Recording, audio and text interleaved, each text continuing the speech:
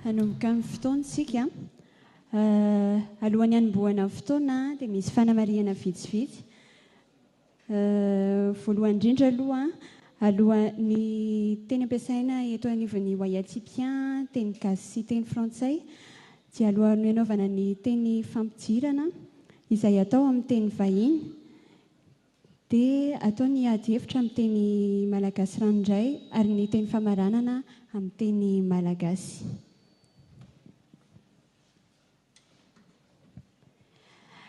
Excellences, Monsieur l'ambassadeur de la République fédérale d'Allemagne, chers Wayaltsipiennes, chers Wayaltsipiens, honorables assistances, bonjour et bienvenue pour cette première conférence du Dunaka Fontanur organisée par les Wayaltsipiens en collaboration avec la Fondation Freddy Schepper. Comme vous le savez, le DATA a pour objectif de réveiller chez les citoyens, surtout chez les jeunes, leur sens du devoir et de la responsabilité, favoriser les débats publics autour de thématiques et de problématiques politiques, économiques et sociales d'actualité, et se veut être un espace de rencontre et d'échange. Par ailleurs, la 14e promotion met en valeur la diversité. Nous faisons de ce débat une référence en matière de multiculturalisme. Cette année, nous envisageons d'organiser le DATA hors de la capitale dans diverses régions. L'objectif étant de discuter les problèmes de ces localités et éventuellement inciter les participants à avancer des solutions. Ainsi, les récentes actualités nous ont conduit au choix du thème d'aujourd'hui, le financement du développement à Madagascar. En effet, l'ex-candidat numéro 13 à la présidentielle, aujourd'hui président de la République de Madagascar, avait souligné lors de sa campagne électorale que Madagascar peut compter sur l'exploitation de ses ressources naturelles pour financer son développement. Il s'agit d'une orientation majeure dans le choix du modèle économique futur de notre pays. Et ce choix suscite des interrogations, surtout concernant sa pertinence, son efficacité et son impact sur le développement. Aussi, pour animer ce débat, nous avons le plaisir d'accueillir Mademoiselle Aina Bovel, journaliste politique de Midi Madagascar et Wayaltsipienne de la 14e promotion.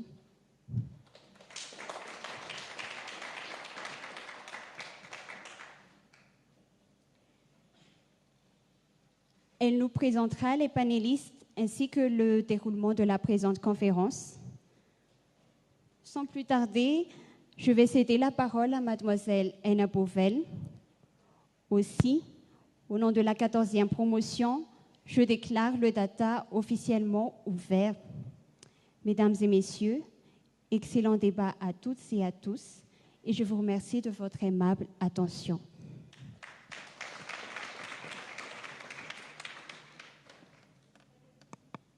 Mankasitraka salfinarako tovaonany me fitenenana manantatra ny arahaba izay efa nentina tamintsika teto ihany koa ny tenako ary manasa antsika rehetra hanatrika hatramin'ny farany izao DATA Dunaka Fontanora andiany voalohany amin'ity taona 2024 ity izao hatramin'ny farany.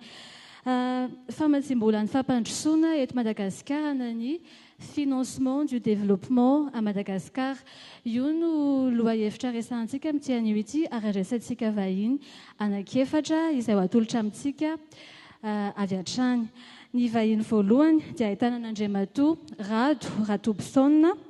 Izy dia PCA ao amin'ny CREM ny Cercle de réflexion des économistes de Madagascar. Izy ihany koa dia Paetoekarena ary miofana ho doctorant amin'ny io lafiny io. Izy ihany koa dia mpampianatra ny atao hoe économie quantitative ary OILT-mpianina nivoaka tamin'ny taona 2012 Rado Ratobisona.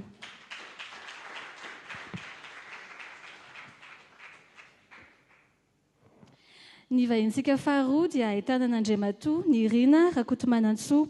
Izy dia coordonnateur an'ny programme IEM nany Initiative pour l'émergence de Madagascar. Izy ihany koa dia tale généralin'ny orinasa malagasy Kraomita malagasy nany Kraoma. Andriamatoa Nirina Rakotomanantsoa.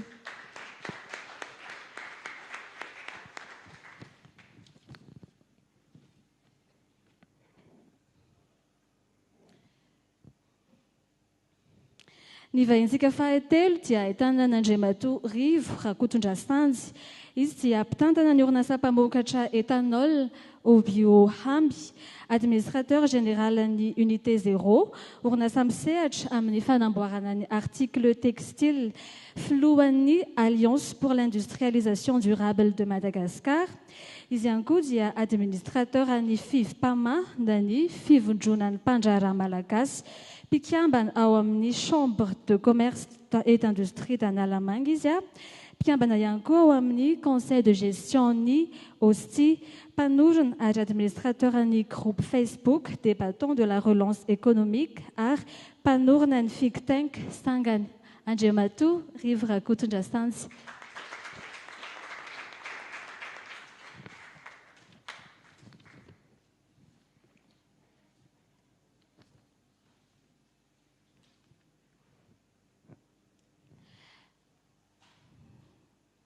Ny vahinintsika fahaefatra dia ahitana n'Andriamatoa Ralson Andriamandranto. Izy dia consultant indépendant, efa commissaire général ny Antily ao amin'ny Scout catholique, efa talemisana ny mahaolona ihany koa teo anivon'ny orinasa Cotona sy ny groupe Unima. Conseiller social ny GEM ihany koa izy ary anisan'ny mpanorona ary mpikambana ao amin'ny association des DRH d'entreprise. Mpanorona ihany koa ny fikambanana Havana izay miorina ao Antsirabe. Filohan'ny filakevim-pitantanan'ny ONG Mandy izy ary io fikambanana io dia miasa ary niorina nandritra ny 20 taona mitantana sy mikarakara ny zaza sy ny fianakaviana eny amoron-dalana. Izy ihany koa dia mpandrindra ny sefafina ny sehatra ny fanaraha-mason'ny fiainam-pirenena. Anisan'ny mpanorona ny coalition malgache publier ce que vous payez izy ary dia nandray anjara tamin'ny asan'ny EITI Madagascar nany initiative pour la transparence des industries extractives. Izy ihany koa dia anisan'ny nanoratra ilay guide pour la participation de la société civile à la gestion des ressources naturelles. Andriamatoa Ralson Andriamandranto.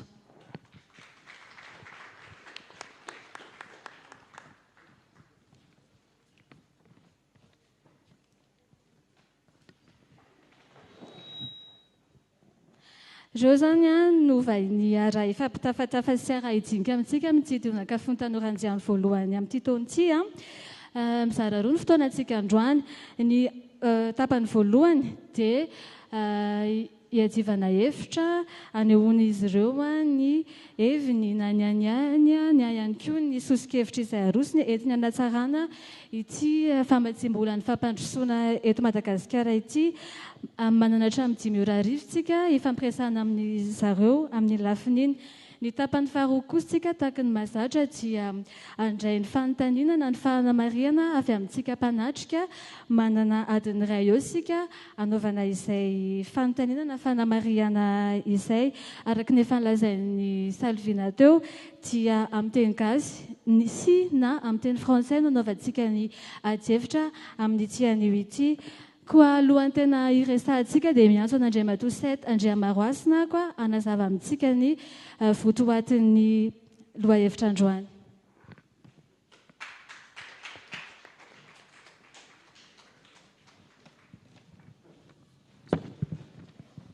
Merci Madame la modératrice. Sur ce, je vais tout de suite donc procéder à la mise en contexte de notre data d'aujourd'hui dans le thème, et je rappelle, le financement du développement à Madagascar. L'objectif de la mise en contexte est d'abord de nous apporter des éléments de base susceptibles de favoriser les débats et d'ouvrir ensuite vers des pistes de réflexion. Donc tout de suite, focus dans le passé.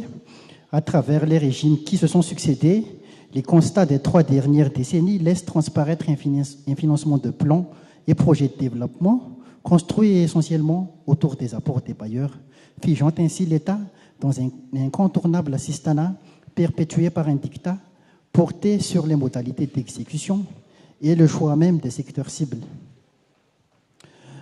Focalisé sur les volets qualifiés de prioritaires par les bailleurs, les aides au développement se réduisent principalement au soubassement de la pyramide de Maslow et sont traduites en appui aux services sociaux de base, en l'occurrence l'éducation et la santé. Les investissements à long terme, les filières porteuses à l'instar de l'industrie, le commerce, l'artisanat, le tourisme, les industries extractives, ainsi que l'apport en valeur ajoutée des ressources naturelles dont recèle la Grande Île, semblent par ailleurs quasiment effacés de l'échiquier des bailleurs. Pilier et fer de lance potentiel de l'embâcle d'une économie insulaire autosuffisante, ouvrant vers un développement durable, ces atouts sont pour le moins endormis. Des pseudo-plans de redressement dont les points d'ancrage furent des documents stratégiques émérites tels que le livre rouge inspiré de l'ex-Union soviétique et son paradis socialiste, l'amorce de privatisation par l'ajustement structurel, la libéralisation économico-politique, leitmotiv après l'insurrection de 1991, le Madagascar Action Plan, Bible du régime du lendemain des événements de 2002, la politique d'austérité et d'autosuffisance, mot d'ordre de la transition, la politique générale de l'État de 2014, articulée de l'émergence 2030 tuée dans l'œuf, ne semble pas avoir apporté les résultats escomptés. Les statistiques de la Banque mondiale révèlent un taux de pauvreté oscillant au-dessus des 75%, soit 9 Malgaches sur 10 vivant en dessous du seuil de pauvreté, et ce, depuis des décennies. Selon la même source, la Grande Île a occupé en 2018 le 4e rang des pays qui produisent le moins de richesses.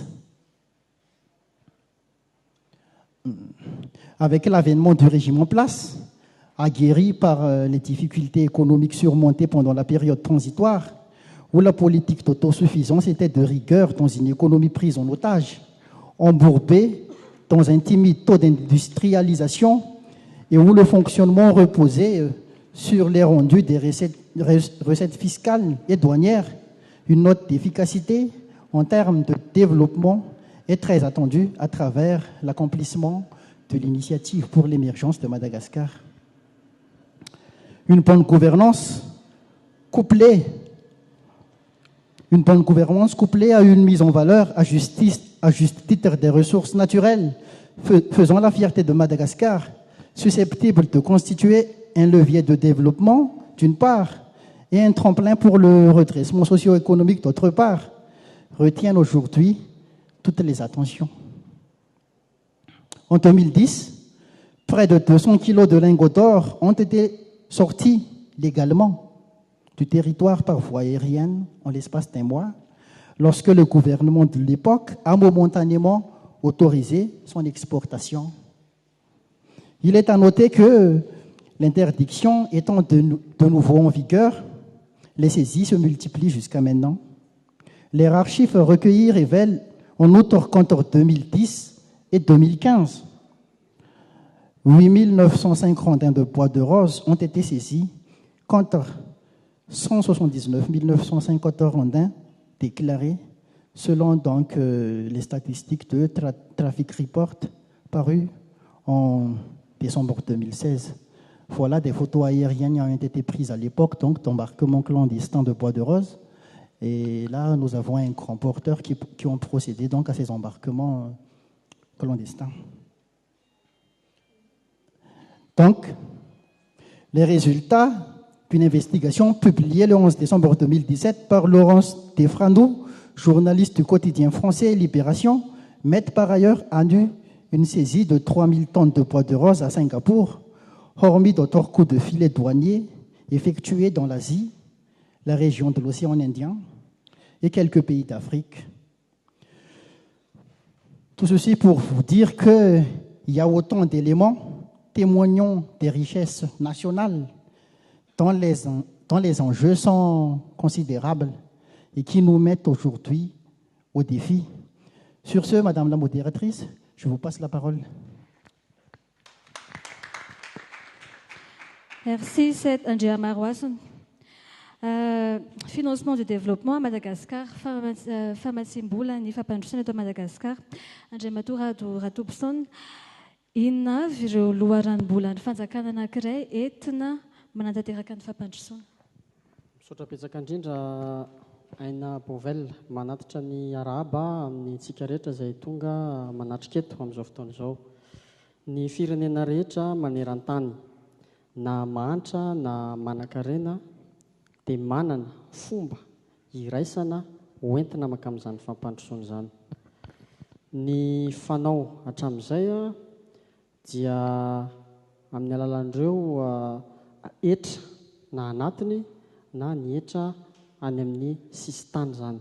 Ireo aloha izany no ampiasain'ny rehetra. Ny ankoatr'izay kosa nefa ny amin'ny avy ao anatiny dia misy ny amin'ny firenena azy. Ny firenena izany dia hoe misy fandaminana, misy lamina izany izay apetraka ao anatin'ilay firenena fa tsy fanjakan'ny baroa izany ny ao anatiny ao.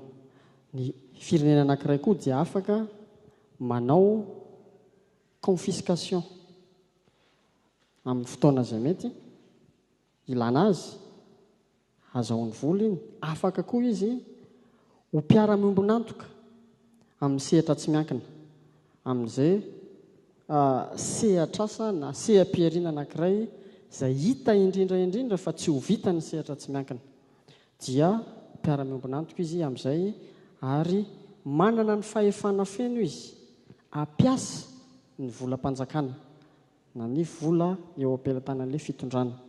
Mety amin'ny alalan'ny famoronam-bola, mety ho amin'ny alalan'ny fahafahany mampiseho amin'ny ao anatiny sy ny amin'ny any ivelany fa ainy ny manisa valorisation tiako resahana an'ireo arena miotrika ao anatiny raha misy izany ka dia avadika ho vola aingana. Fa ny tena fanao koa dia ny firenena tsirairay avy dia manana ilay antsoina hoe tahiry. Ilay tahiry, fa ny fahazahoana ny tahiry raha any tokantrano tsirairay avy dia amprimina ao anaty boatin-drakitra izy aloha dia mibetsaka izay vao ampiasainao. Kanefa amin'ny mahafirenena azy azo ny atao ny mampilaza mialoha na hoe miantisipe fa afaka 10 taona, afaka 20 taona, afaka 30 taona, afaka 50 taona dia azo averina ny vola toy izao raha toa ka alaina ao amin'ny kitapom-bolam-panjakana. Satria ny tsy azontsika ho adinoana ny rehefa miresaka fampandrosoana tsy hery taona na 2 taona na 5 taona no resahana fa raha ny expérience mondiale dia farafahakeliny 30 taona. Izay vao manantena zany tsika fa isy an'izany fampandrosoana mipaka zany eny amin'ny vahoaka sy hita taratra eo amin'ilay zava-misy eo amin'ny tany sy ny firenena. Teny mazava ho azy amaranako azy ny amende reny koa zany ahafahana mahazo vola sy lay fitondram-panjakana mihitsy amin'ny fotoana izay ahitana fa tokony manao an'izay izy no mandray ny asan'ny secteur privé satria mety ho lafo be ny fanaovana an'ireny seham-piariana sasany ireny. Dia mazava ho azy ao anatin'izany voalazako rehetra izany dia mila fitantanana mangarahara. Misaotra tompoko. Ya, iverenantsika izay lafin'ny fangararan'izay rehefa avy eo Andriamatoa Nirina Rakotomanansoa. Inona no antony tonga ilay hoe tsy andro famatsiam-bola avy any amin'ny mpamatsy vola mahazatra isika fa hoe aleony harem-pirenena no hotrandrana entina matsiana fampandrosoana. Ary eto ianao ilaza koa hoe inona marina ilay harem-pirenena resahana satria tsy nazava tsara ilay izy. Harena kibon-tany ve sa harena an-dranomasina sa harena anaty ala sa inona marina? Misaotra Dibobel. voaloha teny dia miarabantsika mianakavy aloha tonga amin'izao tonakafon'ny tanora izao. Ary koa fa satria tanora manao zavatra dia antenaina fa tena hipaka any amin'ny tanora ny resaka rehetrarehetra mba misy fitsongona entina boriboribona. Araka ny voalazana amina teo dia raha mandeha amin'ny famatsiam-bola mazatra isika dia any amin'ny 30 taona any vao ahitana vokany ao anatin'ny fampandrosoana. Tsy mahandry an'izany tsontsika. Tsy mahandry an'izany tsontsika satria efa be da be ny taky apetraky ny vahoaka malagasy amin'ny mpitondra. Noho izany dia tsy maintsy mitady tsika lalana hafa mihitsy, lalana mbola tsy nitrandrahana. Ana mety nitrandrahana ihany koa fa tsy tena nandeha araka ny tokony nanaovana azy ny fampiasana azy. Fantatritsika fa ny vokatra anjaran'ny Sherite, ny QMM, reo orinasa goavana efa nikarakara sy nanodina ny ankora natoraly teto amintsika dia anisany tena namatsy vola tao anatin'ny kitapom-bola iombonana efa nandritry ny 5 taona manindritra zay. Tsy ampy zany, tena tsy ampy zany.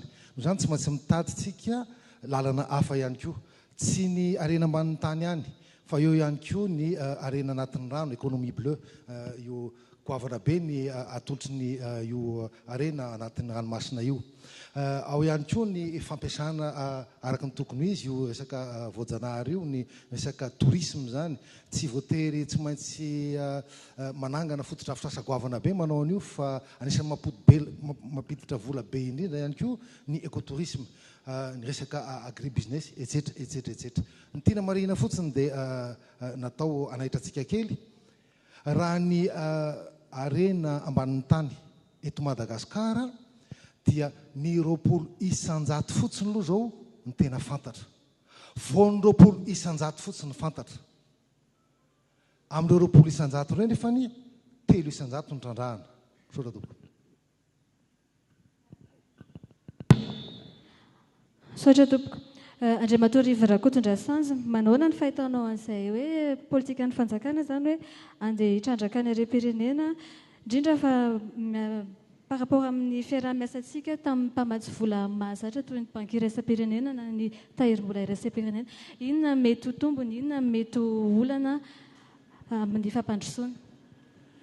Misaotra betsaka aina miarabantsika rehetrarehetra.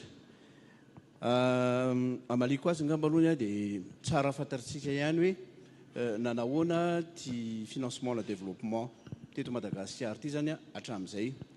Raha tamin'ny andron'ny fanjanahantany Madagasikara dia comptoir zany ho an'ny la Frantsa, zany hoe ny vokatra teto Madagasikara dia naondrana tany Frantsa ary nananatsika infrastructure toy ny lalam-by, ny trano, ny lalana tamin'ny andron'ny fanjanahantany dia oka tsy ho adino fa voalohany indrindra ny hetra nalohan'ny malagasy teto, faharoa manarakaraka izany dia ny main d'œuvre nanaon'izy ireny dia presque travaux forcés daholo tamin'ny andron'ny colonisation zay. Rehefa nahazo ny fahaleovan-tenantsika tamin'ny première république tamin'ny andron'ny Tsiranana dia nisy an'le 14 ngamba izy raha tsy diso aho 14 accords na convention de coopération niaraka tamin'ny la Frantsa zay niaro ireo ataontsika hoe orinasa zany zay nitrandraka ny arena teto Madagasikara teto. Tamin'ny andron'ny première république tsika zany dia nieritreritra hoe ohatry ny nety le izy fa teo zany le relation bilatérale tamin'ny frantsay zay tena namaty zany ny fandrosoana tamin'ny développement zany tamin'izany. Rehefa tapitra ny tamin'ny 72 ny première république rehefa natsapa zany le malagasy hoe tsy manaiky ny tsetsafin'ny frantsay moa zany tamin'izany andro zany ny toe-karena nisy teto Madagasikara dia fantatritsika nitranga tamin'ny 72. Tamin'ny 72 anefany dia nisy an'le tamin'izany moa nisy IEM fa initiative d'émission monétaire zay tamin'ny 1962 niteraka ny franc malgache tamin'izany fotoana zany. Taorianan'izay dia nisy an'le transition kely niaraka tamin'ny Ramanatsoa sy ny Ratsimandrava dia ny fotoana voalohany nananatsika tena projet de développement dia tamin'ny andron'ny Ngiaratsiraka tamin'io bokomena io. Fa io bokomena io zany tena projet de société zay hoe hofitaitsika ohatran'ny resaka amin'izao fotoana izao, hofitaitsika samy malagasy ny teto fantatritsika ny tranga. Avy eo nandeha amin'izay tamin'ny 79-80 tany ny hoe miaraka amin'ny banque mondiale sy ny FMI zany tsika tamin'ny PAS ny DCPE DSRP tonga hatramin'izao. Ny tiako ambara dia ity hoe efa nanana an'izay expérience zay tsika hoe andao fa ataontsika samy rery ty zavatra ity. Ary tamin'izany fotoana zany a raha ohatra ka mindrana vola amin'ny banque tsika aza dino fa amintsika miteny amin'izao fotoana izao ane rehefa tsara ny dossier anao dia mahazo vola ianao fa tsy migarantiry mihitsy hoe ampiasaina ohatry ny ahoana moa ilay vola.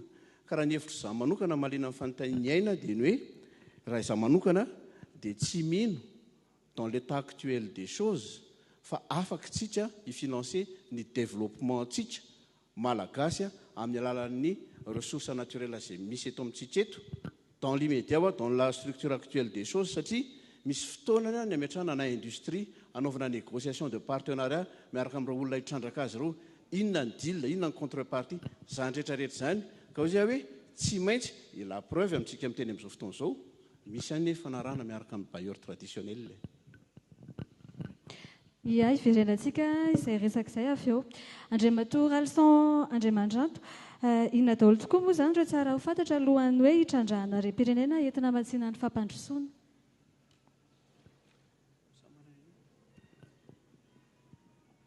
Misaotra iaina dia manantitra ny fiarabanantsika menakavy. Raha tsy madiso ataoko amin'ny teny farantsay. Je vais essayer d'être le plus bref possible, mais s'il vous plaît, et si vous le permettez, je voudrais m'exprimer en français. Financement du développement de Madagascar.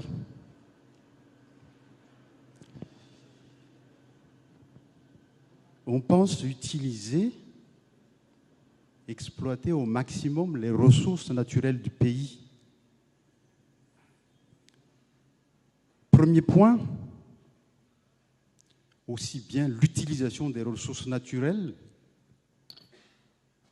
que l'utilisation de l'aide d'ailleurs, de l'aide publique, prêt ou subvention, prêt à taux bonifié, l'utilisation de l'aide ou l'utilisation des revenus des ressources naturelles nécessite un minimum d'encadrement. Sinon, nous tombons dans ce qui est connu comme étant la malédiction des ressources naturelles. La malédiction des ressources naturelles, vous connaissez peut-être ce qui est appelé le mal hollandais. En Hollande, dans les années 60, ils avaient du gaz, si ma mémoire est bonne, beaucoup de gaz naturel. Et puis finalement, ça a fait chuter lamentablement l'économie hollandaise, dont l'industrie hollandaise. Mais il y a d'autres exemples de malédiction des ressources naturelles. Ce qui se passe au Congo, en Afrique, est vraiment un exemple dramatique. Donc un minimum d'encadrement, sinon nous tombons dans ça, la malédiction des ressources naturelles, dans une extraversion de l'économie. On va retomber dans ce que Rive appelait le comptoir. On risque de retomber dans l'instabilité politique. Parce que sans encadrement, c'est vraiment une grosse source de corruption. Et puis, il y a autre chose, c'est que quelque part, si on avance trop rapidement dans l'exploitation des revenus issus de l'exploitation des ressources naturelles ou de l'aide aussi, d'ailleurs, je fais toujours le parallèle là, la population acquiert de très mauvaises habitudes, alors qu'on en a déjà pas mal là. En fait, l'habitude de ne pas, par exemple, de ne pas payer l'impôt, ce qui est vraiment une très mauvaise habitude. En fait, on était passé, Rivo a fait un peu d'histoire tout à l'heure, on est passé dans un contexte où l'on obligeait tout le monde à payer l'impôt, les Ejaïsanda, per capita. Et puis, on a supprimé ça, et puis finalement, la pression fiscale, et Rad pourra nous en parler plus longuement, la pression fiscale est tombée à 10%, 11% de notre production intérieure brute. Financement du développement, je pense que Rad pourra revenir là-dessus, il faut surtout se baser sur les ressources propres, dont les ressources fiscales et les ressources humaines nationales. Deuxième point, Yann, si vous le permettez, dans l'exploitation de ces ressources naturelles, nous avons besoin, effectivement, on a parlé de transparence. Et nous avons donc très rapidement besoin d'avancer dans la validation de Madagascar comme étant une nation, un État candidat, on ne sera pas encore membre, mais candidat de l'initiative pour la transparence des industries extractives, IITI. Il y a encore du boulot. Nous avons besoin de renforcer la séparation des pouvoirs. Et on retombe dans la problématique de la démocratie. Et donc, il faut que les législatives se passent très bien. Sinon, trop de pouvoir concentré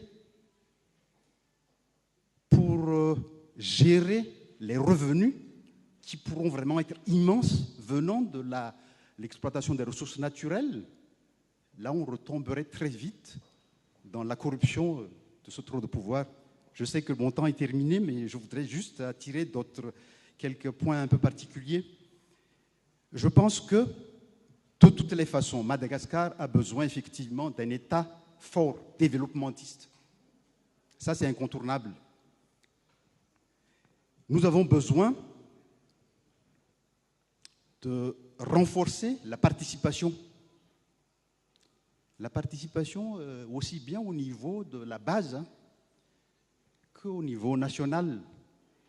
Une démocratie plus participative. Nous, Malgaches, nous parlons de Ténéran. Et avec le Ténéran, donc dialogue, débat, on accepte ce qui est dur.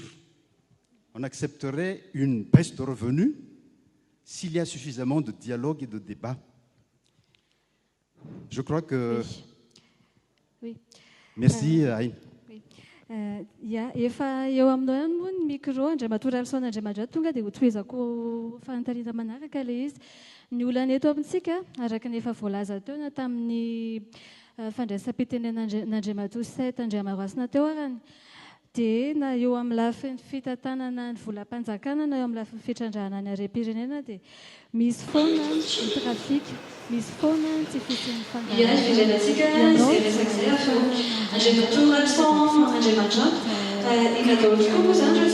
tsy fila teo iny ary ianao any koa dia efa niasa tao amin'ny EITI.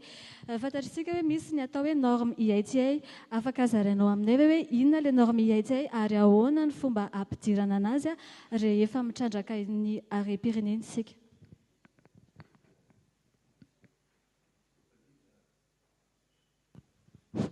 Misaotra indrindra iny. Tena ilaina ho aparitaka tokoa izy io. Le raha tsotsorina fa azo zaraina amintsika tena hoe amin'ny inona moa fahana document le mikasika ny IITI. Fa raha tsotsorina le izy zany dia mifarimbona ny fitondram-panjakana, ny mpitrandraka, ny arena akibon'ny tany sy ny ireo hoe olom-pirenena mivondrona, société civile, dia tena mifanaraka mihitsy. Izay le teneniko teo hoe dialogue débat mifanaraka mihitsy. Izay ny tena foto, dia misy zavatra be dia be zany apetraka ao. Satria ny vola ampidirina ho an'ny Madagasikara amin'ny endriny rehetrarehetra mihitsy satria misy be dia be manko le endriky le vola mihitsy avy amin'ilay fitrandrahana, avy amin'ilay kompania mpitrandraka, dia ampitahana amin'ny vola tena vorain'ny Madagasikara marina. Dia ireo zany nijerena amin'ny antsipriany. Dia misy tatitra izay ataona kabinetra tena mahay isa-taona, dia iny jerena. Dia iny zany akatoaviny rehetrarehetra mihitsy hoe tena mitombona io. Dia misy eran-tany mampiombona ny eran-tany manara-maso hoe tena mahavita an'izany ve Madagasikara. dia izay tsika voekena zany hoe firenena hiditra ao anatin'le IITA ao anatin'le mangahara amin'ny fitrandrahana ny arenan-kibon'ny tany. Dia le izy koa tsaro fantatra fa rehefa tonga amin'le dingana hoe mangarahary tsika dia fantatra zany hoe zao vola miditra dia mbola misy dingana anankiray izay tsy maintsy anaovana dinika sy tenerana koa hoe iahoana ny ampiasana an'ireo vola ireo. Misy ampidirina anaty tahiry ve, misy resaka tahiry teo, misy ampiasaina ve aty amin'ny ambaratonga firenena, ambaratonga faritra, ambaratonga any amin'ny commune, any amin'ny fokontany. Zany rehetrarehetra zany itsika no mandamina azy. Dia izay le hoe fandraisana anjarany daholo be. Dia izay mahatonga le hoe budget participatif any amin'ny commune.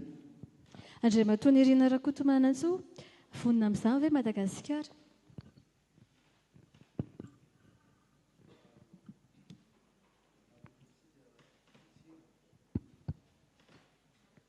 Teto amintsika voatsela ny sekretary iraisam-pirenena izay mikarakara io resaka mangarahary io IITA ary fifaliana ao anay no nandray azy tao amin'ny orinasa kromita malagasy satria zay dia nangataka mihitsy ny ho partenaire ny IITA.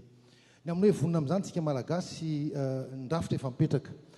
Vonina tokoa matoa vao mipetraka izao fotoanany izao dia anisan'ny lahara-pamena aorian'ny fandriampahalemana ny hoe mangarahara sy ny ady mikolokolo. Tena vonintsika malagasy, vonina tokoa satria ampy izay ilay gaboraraka, ampy izay ilay tsy firaharahiana mihitsy ny malagasy samy malagasy. Asa raha mba fantatritsika fa ny mamatsy ny quincaillerie sy ny PPN eto Madagasikara dia ny volamena trandrahana tsokosoko any Betsika. 200 kilao ny resahana teo fa ampina 0 anankiray manaraka azy ny tena izy mivoaka atsokosoko. Ampy izay ny gaboraraka, ampy izay ny tsy fanajana ny harem-pirenena malagasy. Marina fa nampandroso izay tokony nampandrosoana izy ireny, fa raha ohatra ka nitantanana araka ny tena tokony ho izy dia navita zavatra be lavitra. Ary tsika dia fatra-pandala ny teoria, tsika dia fatra-pijeratra an-trano hoe bon zao ny mila atao sy ny tokony atao, fa amin'izao fitondrana vaovao iombonantsika izao dia avy dia ampiarina amin'izay ireny rehetrarehetra ireny mba tena ahitana vokany. Ny fanamby lehibe napetraka raha mipetraka eto fotsiny tsika amin'izao fotoana izao dia mampiditra 15 millions de dollars isan-taona ny vola miverina amin'ny fanjakana amin'ny asany fitandrahana Chrome io. 15 millions de dollars ao anatin'ny business plan napetraka zany, ary efa ao anatin'ny fanaovana azy mihitsy amin'ny fotoana izao napetraka ho tsiriahana ny IITA izy io mba hitantaratra mihitsy hoe rehefa io no tenenina, io no atao dia io mihitsy no tena vokatra hotrandrahana. Zay ngambany fa mbola betsaka ny resantsika eto. Ia, Andriamatoa Rato-Pisona, raha ohatra moa zany araka ny tenin'Andriamatoa Nirina Rakotomanantsoa teo hoe mahazo an'izay 15 millions de dollars zay tsika, ahoana zany ny fomba ampidirana azy? Afaka hazavainao ve ahoana ny fomba ampidirana ireo 15 millions de dollars eo any anaty kitapom-bolam-panjakana mba tena hoe ho any anaty kitapom-bolam-panjakana tokoa ilay izy, fa tsy hoe lasa nandeha nisy nanao trafika na nisy nanodina, ary ahoana no ahafahan'ny tokantrano tsirairay avy mahafantatra hoe tena tafiditra aty amintsika izany 15 millions de dollars izany, tafiditra any anatin'ny aty vilany no tsika malagasy izany 15 millions de dollars izany. Misaotra betsaka ny amin'ny fanontaniana fa mialohan'ny amaliko an'izay angamba dia tiako ho saritina any amin'ny fomba fijery afitsika amin'ity resaka hoe financement du développement ity, satria ny fomba fampidirana an'ilay 15 milliards de dollars, non 15 millions de dollars, efa ny fanjakana ilay izy tokony ao anaty kitapom-bolam-panjakana, tokony tsy misy hoe ahoana na ahoana ny fanaovana azy. Fa ny tiako hisarina an'isyantsika dia izao, satria marina tokoa fa ireto hoe hifototra amin'ny arena ankibon'ny tany sy ny arena an-dranomasina sy ny arena izay voalaza teo no hoe hoentintsika mampandroso ny firenentsika. Marina zany. Fa nefa kosa ny tena fanontaniana mipetraka dia hoe aiza le vola ho ampiasaina? Tsy ny volamena firy taonina no izy, fa ny vola izay ahafahantsika mitondra makany amin'ny fampandrosoana ny firenena mahafantatra ny atao hoe ekonomia dia ahoana ny ampiasana zavatra farany kely indrindra kanefa azahoana vokatra goavana indrindra. Ary rehefa mandeha makany amin'ity resaka hoe finance ity ngeza be izy io fa raha tsotsorina dia ny hoe ny arenan-kibon'ny tanitsika ny olana teto Madagasikara hatramin'izao dia ny tsy fahaizantsika manisa hoe firy-marina moa no mivoaka avao na le hoe capacité d'évaluation de notre richesse. Ka na miteny ary tsika hoe zao taonina ny ao rehefa ozy izy ny partenaire rehetrarehetra hoe tsy izay le izy dia manginitsika satria zany tsy manana zany tsika hoe ity ny fifandresen-dahatra tao. Ary ny firenena mandroso tsy mikitika mihitsy ny arenan-kibon'ny tany raha manana izy, fa iresaka aminareo mikasika ny firenena tsy mba manana arenan-kibon'ny tany akory fa ainy ny nampanao na ny anticiper an'le fananany raha pitso. Izay ny tena hoe finance. Ny finance zany dia ny hoe misy arenan-kibon'ny tany ao ohatrina ny valeur an'le izy 15 millions de dollars, tsy miandry amin'ny farantaona le 15 millions de dollars voalaitsika satria amin'izany izy voalafo fa zao dia zao tsika ny mila le 15 millions de dollars. Ny dikan'izany militsika le atao hoe instrument financier ahafahantsika mampiasa ny 15 millions de dollars io. Fantatra meloa koa anefa inona no ampiasaina azy fa tsy hoe le olana misehotra amin'izao satria ny zava-misy eto Madagasikara dia ao anatina système politique et économique extractive i Madagasikara. Izay mitondra dia mameno ny paosiny dia rehefa miala izy dia manan-kihana izay mitondra manaraka indray. Raha izany ny fomba fanao, raha izany ny fitsipika hifampitezana dia tsy misy fampandrosoana azo antenaina eto. Fa ny tena tokony hisarenana antsika dia ny hoe ahoana no ahafahantsika mijery hoe ity le sehatr'asa, ity le secteur d'activité économique mety ahafahana azahoana asa maro isan-karazany. Raha ny miresaka ny minina ohatra tsy hany mihitsy le izy raha neto Madagasikara. Raha mbato viange 10 000 fotsiny ny mpiasa ao dia inona moa ny effet d'entraînement antenaintsika amin'izany. Ireo karazana sehatr'asa mikasika ny arenan-kibon'ny tany sy ny arenan-dranomasina ireo lafo be ny kapitala ilaina ahafahantsika mitrandraka an'ireo. Ny agriculture koa resahantsika fa hoe 20 isan-jato dia miasa any amin'ny agriculture, fa ny mécanisation agricole dia lafo be ny kapitala ilaina amin'izany satria financement eto ny resaka. Ny industrie koa dia mbola lafo fa ny économie any Madagasikara dia service. Tsisy afaka mandany zany tsika rehetrarehetra ary ny mampalahelo bizina no iresantsika azy fa nisy ve fitondram-panjakana na iray azy sany laza fa io économie de service io no tokony hotrandrahana ary atao ny ametrahana fa ao anatin'ny économie de service dia tokony misy ny fangaraharaana système bancaire ohatra administration publique sy ny sisa fa inona ny zava-misy tsy eto Madagasikara ihany fa aty Afrika ray manontolo économie à 2 vitesses, à 3 vitesses ny économie atsika.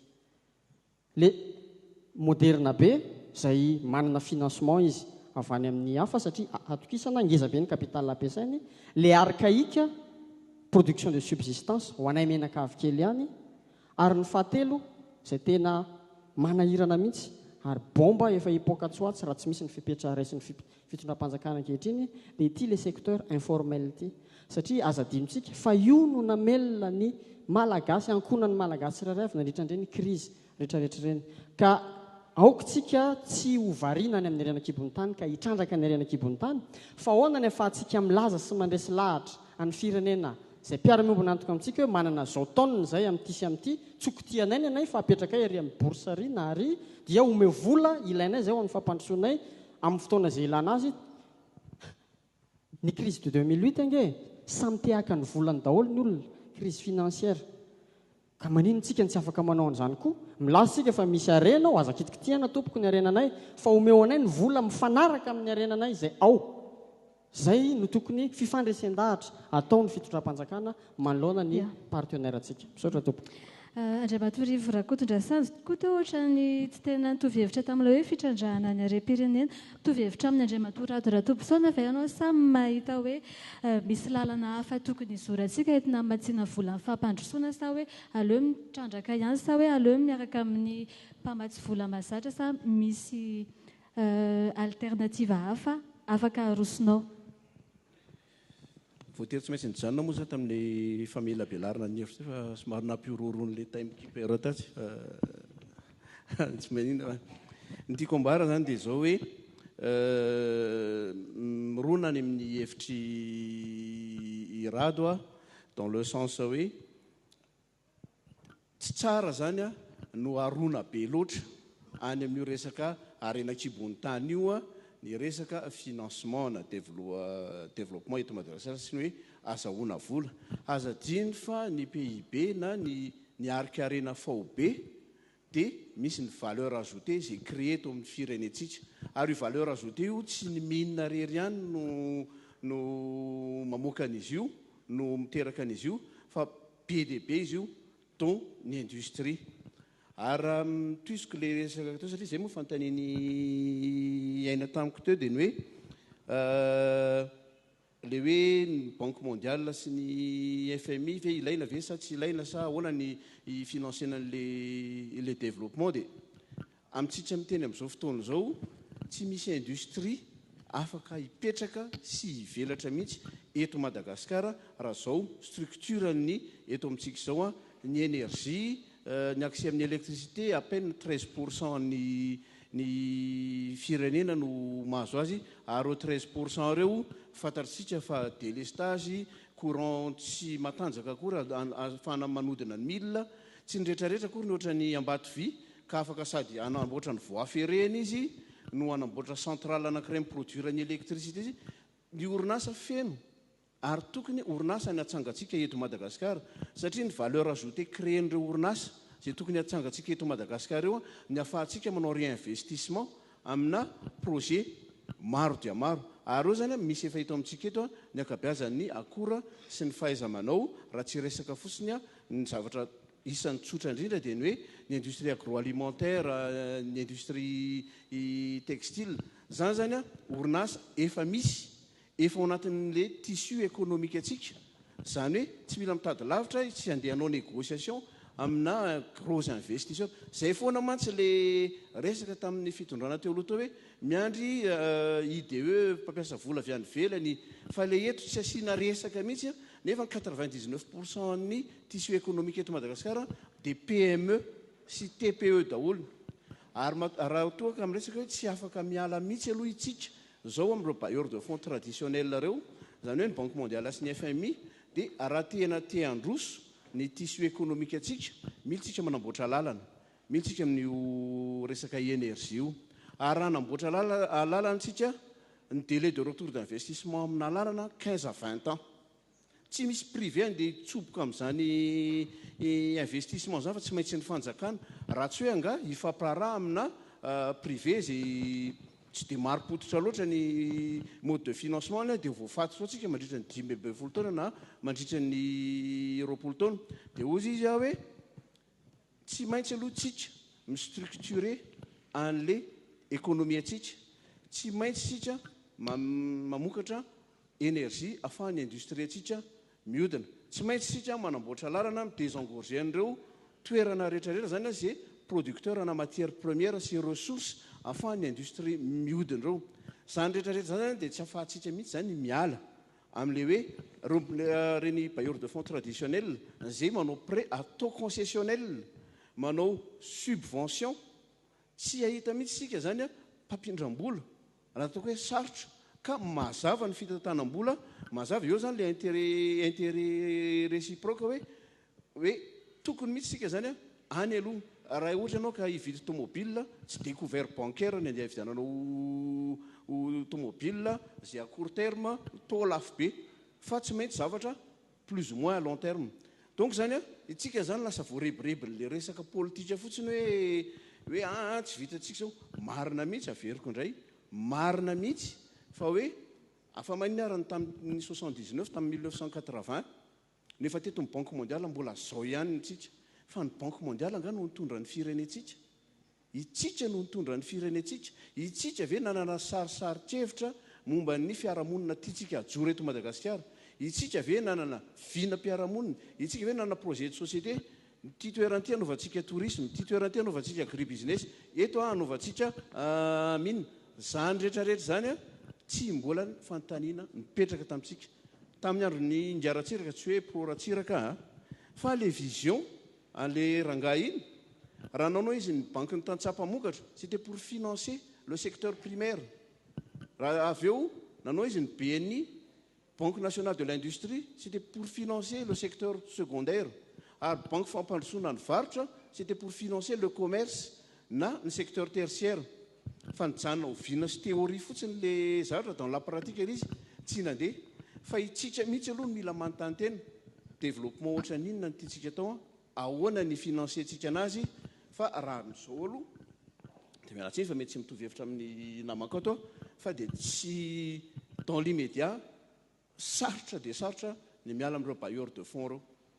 Ya, eo amin'ny Andriamatoa Nirina Rakotomanantsoa mihitsiny mifandray amin'izay fanazavana ny Andriamatoa Rivo Rakotondrasana izay ampy amatsiana ny programa na ny vina IEM tokoa raha ve ny fitrandrahana ny harem-pirenena araka ny voalazan'ny candidat Rajoelina tamin'izany fotoana izany ary ho tanterahan'ny fanjakana manomboka izao.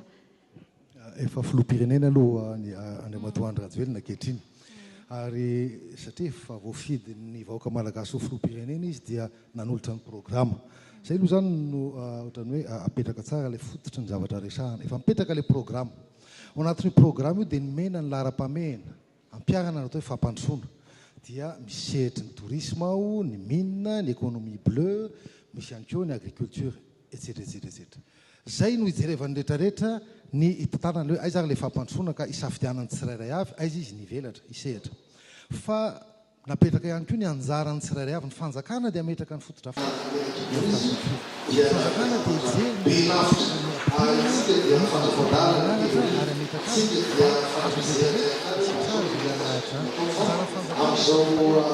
ny sy ny zavatra maro zay mipetraka ho tena anjarany zany atao hoe fitondram-panjakana zany. Fa zany rehetrarehetra zany dia raha resaka fampandrosoana, tena fampandrosoana ny secteur privé ny tena hanao azy. Zay no moteur'ny économie, ny tena fampandrosoana amin'ny firenena rehetrarehetra. Ny eto amintsika mila mifidy amin'izay ny secteur privé fa tonga ny fotoana hijerevana hoe aiza izy nivelatra. Ary eo amin'ny sehatra ivelarana io ve efa mipetraka daholo ny lamina rehetrarehetra mba ahafahana tena manatanteraka azy. Raha mitenitsika eto hoe ahoana mikasika ny mine satria ao anatin'ny tolotra singanak'aina petraka hitondrana zany fampandrosoana zany ny mine efa manao izay tokony ataontsika. Raha ny teny atao hoe roapolo isanjato ny harena ambanin'ny tany fotsiny mbola vao vita ny sondage, vao roapolo isanjato fotsiny. Zavatra tiana tenenina amin'izany fotoana zany tamin'ny taona 5,7 nahavitana an'izany. Ny tiana lazaina dia izao isika malagasy mihitsy aloha no metsiny voalohany satria tsy fantatritsika ny misy eto amintsika ary tsy nitady akory tsika ahoana ny ahitana ny misy eto amintsika. Tsara mampafantatra fa raha nametraka ny vinavina ananganana ny sérité io dia certificat d'immatriculation et de situation juridique ny betaina omby no netany tady vola 6 milliards de dollars eran'izao tontolo izao. Dossier mipetraka zany. Ary vitan'zareo ny lever n'le financement nanaovana io usine amin'ny fotoana izao io sy nitrandrahana ny harena amintsika. Tsy tena hoe ahoana ny efa rano taty aoriana fa ilazako amintsika fotsiny fa tsy nalefantsika lavitra ilay tena fitrandrahana ny misy eto amintsika, ilay finiavana amadika an'io fampandrosoana. Zany zany miandry eto amintsika zany. Raha miresaka volamena efa ndrasantsika teo iny, fantatritsika ve ny tena ina marina réserve misy resaka volamena zany. Matoa ny fitondram-panjakana ankehitriny nametraka hoe ao amin'ny minina dia anisany singa anankiray lehibe amatsiana ny fampandrosoana eto amin'ny firenena. Marina zany, tena marina zany. Marina zany satria raha mamoaka 2 tonnes mahery kely eo betsika fotsiny, nahoana ny tsoarindra ny fitrandrahana ny betsika dia mba afaka misitraka an'izany ny vahoaka malagasy. Vao betsika izay mbola misy maiva-tanàna, mbola misy tablava, mbola misy mananjary, mbola maro ny toerana misy zany atao hoe volamena zany. Ary tsy fotsiny ihany fa ao anatin'ilay teny namako tato hoe ny tena fahaizana mandraraha mitady vola dia tsy mampiasa any eo aminao fa apetraka ho garantie ny arena misy eo aminao. Raha ny chrome fotsiny resantsika io moa zany no anendrenany tena ankehitriny dia ohatran'ny mba fantatra aiza marina ny tonanan'izy io 10 millions de tonnes métriques en réserve. Zay aloha mifantatra zao fa manana réserve pour 50 ans isika malagasy amin'ny resaka chrome fotsiny. Eny tompoko efa manomboka mitady mpamatsy volo zay ary io ataonay garantie 10 millions de tonnes métriques io. Ary efa misy amin'ny fotoana zao mandondomaravarana hoe ahoana ary ny atao. Zay zany le ataoko hoe inona aloha no entinao hitady vola. Anisan'izany minina. Anisan'izany ny potentiel touristique misy eto amintsika ny zavatra maro be. Ahoana amin'izay ny tediavana vola izarana ny vokatrin'izay fampiasana vola zay sy ny rehetrarehetra fa okotsika tsy andry ny fotoanam-panjakana foana hatrany hatrany ka anometsiny. Fa anjaran'ny secteur privé, anjarantsika malagasy tsirairay avy mitady ny lalana. Raha nanao kajy izahay, raha nanao kajy izay dia nahita. Fa raha samy mandoa etra daoly, mandoa ny tokony ho aloha dododolo ny vahoaka malagasy sy mipandrarà eto Madagasikara, dia miteraka azahoantsika 4 milliards de dollars. 4 milliards de dollars de revenus. Azany keo fifa mihoatra le anjarako misaotra tompoko. Ya, amaraparana ny fotoantsika ety aloha ety fa alohan'ny andraisana ny fanontaniana avy aty amintsika manatrika metsika fitenena Andriamatoa Rivo Rakotondrasantsy. Miala tsy fa tsy hoe resaka dialogue entre ny mirahalahy izy ity fa mazava le hoe raisin'ny fanjakana ny mampidina ny vidin'ny jiro, raisin'ny fanjakana ny andraikitry ny fanjakana le manaparitaka zany mba ho accessible amin'ny olona rehetra zany le énergie iny ene mazavy fa le hoe ahoana ny anaovana azy rovina ny vita ary mandritra an'izay afiny inona ny famatsim-bola entina ifinansiana an'izany tetika zay le tena fanontaniana izy zay ivoritsika eto fa roa manarakarak'izay fanamariana ny resaka ianao ny réserve d'or sy ny efa fantatra sy ny tsy mbola fantatra misy eto Madagasikara eto le réserve ane fantatra fa amitsika miteny amin'izao fotoana izao ve misy secteur privé eto Madagasikara afaka miinvestir amin'ny exploitation minière misy eto Madagasikara ray zay fa roa manarakarak' zany ny système de financement misy eto Madagasikara ve ny banque sy ny capitaux risqueurs misy ve mazaka de ces gros investissements raha ohatra ka raha ny eny Ambatovy fotsiny raha consortium bancaire ane no sollicité nangatahany voa zany hoe efa lavitra mihitsy izy ka raha eto amintsika iny zany ny tena mahaliana anay mpandraharaha ankehitriny marina fa be da be ny arena eto fa atao ahoana de rovina satria ianareo ny laza fa tsy mila ny bailleur de fonds traditionnel hatramin'ny rovina raha niaritra inona ary ahoana ny finansiana ny fonctionnement de l'État fotsiny dia efa 60% mihoatra aide budgétaire efa nanomboka tamin'ny 1990 ka hatramin'ny 2017 doublé ny volume ny aide budgétaire nataon'ny Banque mondiale na resaka financement auto concessionnel zany na resaka don an'le fpera zany hoe les structures de l'économie antsika mihitsy zany efa natao iankina amin'ireo aloha ka tsy du jour au lendemain zany izy no io mandromizay période de transition zay inona les plans